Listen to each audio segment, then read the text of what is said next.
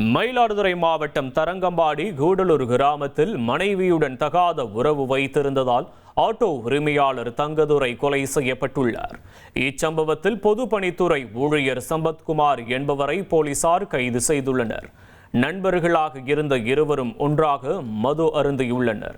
சம்பத்குமாரின் மனைவியுடன் தங்கதுரைக்கு தொடர்பு இருந்ததாக ஏற்பட்ட சந்தேகத்தால் இருவருக்கும் தகராறு ஏற்பட்டுள்ளது.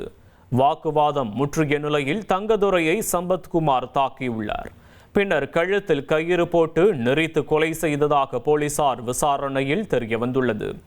செண்பனார் கோவில் போலீசார் கொலை வழக்கு பதிவு செய்து சம்பத்குமாரை கைது செய்து சிறையில் அடைத்துள்ளனர்.